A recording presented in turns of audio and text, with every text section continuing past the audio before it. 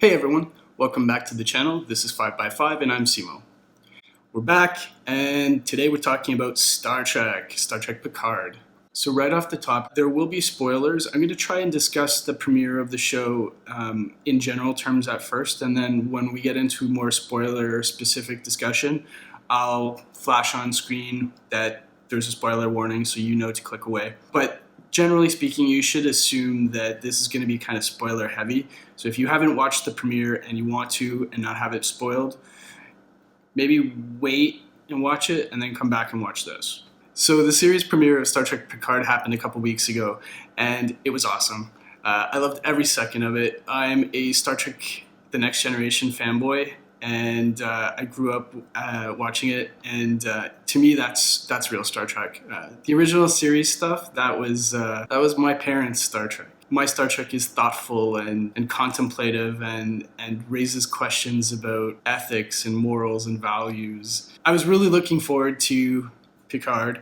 I had a lot of expectations going into the show, and I'm happy to say that at least after the first couple episodes, it hasn't let me down. It's exactly what I wanted from a Star Trek show. There were a lot of really interesting reveals because the show kind of catches us up on what's been happening in the world of the Next Generation timeline since the J.J. Abrams reboot. The events of the J.J. Abrams reboot started a time travel thing and a realignment of the Star Trek continuity. So we didn't know as fans how much of the timeline would change or what, and what would be changed back. And so the show kind of picks up where that left off in a sense, because it shows us what's happened in the aftermath of those events. In that movie, a Romulan went back in time trying to destroy Captain Kirk, and the Romulan homeworld was destroyed. It set the groundwork for what to expect and sort of filled us in on some of the blanks and caught us up with a few of the characters we're going to be following.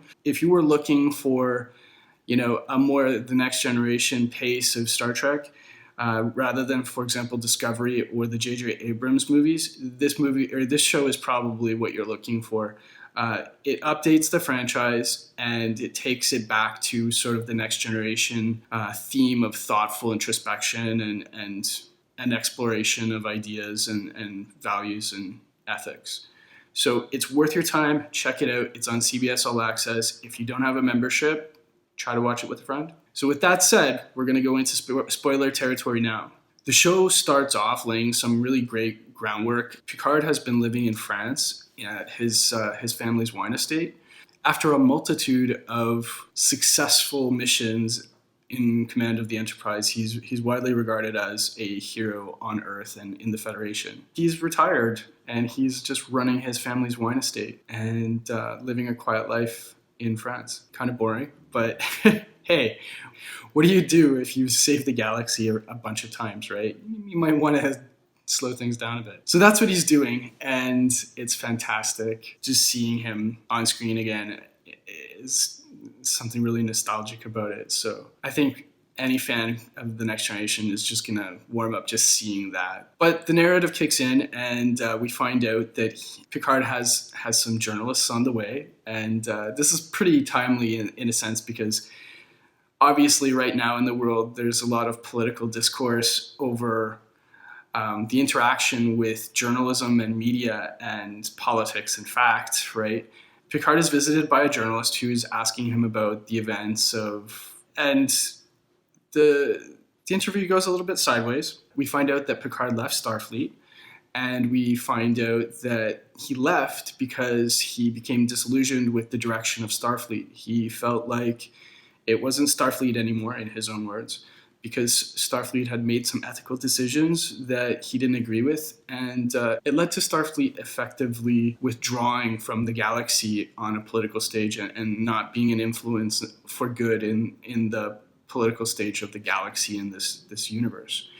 And that really closely mirrors the way a lot of people feel about politics right now, of course, with the US's politics taking a direction away from global leadership, and a lot of voters and pundits feel that the US has very much sort of done a similar thing by backing away from a leadership role on a global stage as well. So Picard, in a lot of ways, his character is going through sort of a existential crisis the way a lot of voters are in the West. Not just in the US, Canada has it too, and the UK, of course. So a lot of people are feeling really disillusioned about where their governments are going, and it's disappointing to them. And Picard really embodies that sort of disappointment and disenfranchisement. So right off the top, we know we're getting a deeper, thoughtful story right there. So what events caused this sort of crisis in the Federation, you might ask? Well, it goes back to the events of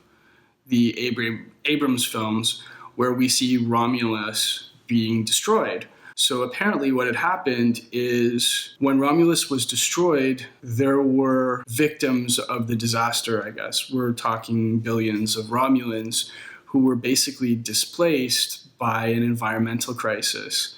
So again, it really closely mirrors the real world right now. Romulans are now being portrayed in Star Trek as basically being environmental refugees. And the Federation dispatched ships to save as many of the refugees as possible, but they apparently had a breaking point and they didn't save them all. And a lot of people in the Federation didn't want to welcome in these enemies of the Federation.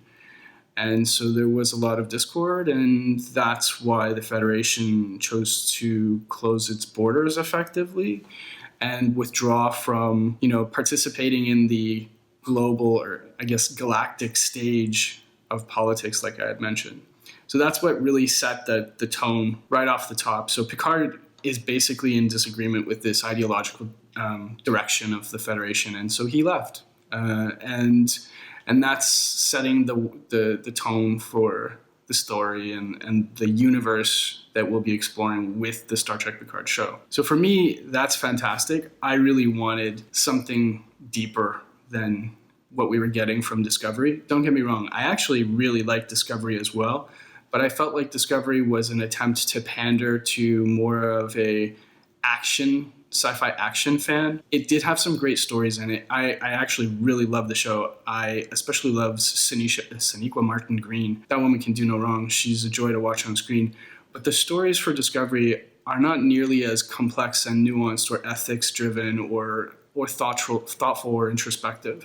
So Picard is really giving me that thing that I was missing from Star Trek. The story goes on, and we find that a mysterious woman arrives and at Picard's doorstep, basically, and she's asking for help. Her origin is very mysterious at first, but it gets revealed pretty fast that she is basically the love child of Commander Data and Lieutenant Commander Bruce Maddox. That's a deep cut from Star Trek The Next Generation episode called The Measure of a Man. He was a positronic brain researcher, basically an AI researcher, for an in-universe Daystrom Institute of Technology. So he was really trying to create artificial intelligence and recreate Commander Data's android artificial brain that was sentient. We find out that this girl is essentially an android. She is an artificial synthetic life form, but not synthetic. She's an organic android. And her design is based on paintings that Commander Data made, and she was built by Commander Bruce Maddox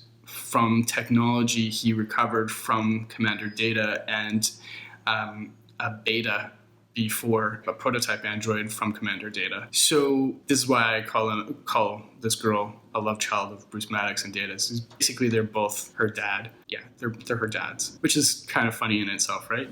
This show is not shying away from being political at all, or inclusive for that matter. Picard is on a quest to find out who this girl is, and it's revealed that she's apparently the love child of Maddox and Data. And she ultimately gets destroyed. We find out that she has a duplicate. These androids are created in pairs, so she has a twin. Apparently, the show is going to be all about exploring who she is and how she came to be, and probably finding Commander Maddox, her creator, and hopefully recovering memories from Commander Data. Apparently, according to the in-universe exposition, the technology that was used to create her was based on Data, and as long as that technology exists, Data can be reconstituted, or at least his memories can, and his consciousness can. So this is probably some sort of in-universe way of bringing Data back, but with a new performer, a new actor. So she would represent ultimately she would represent down the road a download of all of Data's memories so that she can be Picard's best friend, Commander Data, but in a young woman's body. Not unlike Lieutenant Commander Jadzia Dax's relationship with Commander Sisko in Deep Space Nine, where basically the body changes, but the consciousness and the relationship and friendship carries on. So I'm suspecting that's where they're going with this. In the second episode, there's not that much revealed in terms of plot development. We find out where the girl's android sister, twin sister, or pair, has been hiding. Hiding. She's not aware of what she is or who she is. And she's apparently working on a reclaimed Borg cube. The Romulans have some sort of reclamation program happening where they're trying to harvest Borg technology from a derelict Borg cube. And she's apparently on the crew of that, doing the recovery and the research. We find a little bit more about the politics of what's happening in the second episode too, but there's not that many real big reveals. There's another clandestine Romulan political entity that's at play. It's basically like a Romulan deep state. Again, great politics. I can't say the word. I don't know how to say the word, but we're not talking the Tal Shiar, which has classically been the Romulan Secret Service. It's something else. It's more akin to a Romulan deep state. Apparently, they're pulling the strings and they're competing and actively trying to find these two android prototypes. Well, one is presumably destroyed.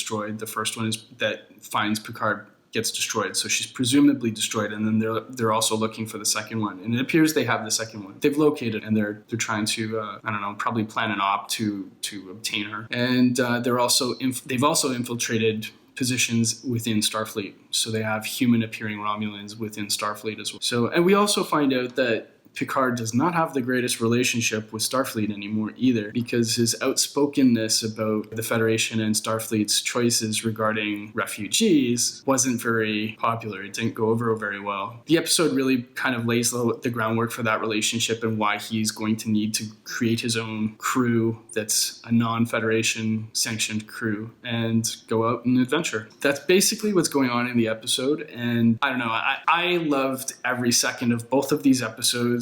I can't wait for Thursday's episode. I'm super excited about it. If the rest of the season is anything like this, this is exactly what I needed. I needed this kind of Star Trek for my soul. It's like grilled cheese and chicken soup for your Star Trek soul. I highly recommend it. If you haven't been watching it or you weren't sure, give it a shot. I think it's worth your time, and I think it'll be fun and still relevant for anybody that needs a little bit of escapism but doesn't want to completely zone out. It's worth your time. Check it out. And on that note, I'm going to wrap it up. As always, thanks for watching. If you'd like to support the channel, please click like and subscribe and press the bell icon to get notifications for when there are new videos. And of course, let me know what you think in the comments below. As I grow the channel, I'll be bringing you along with me. So thanks for watching and see everyone soon. Take care.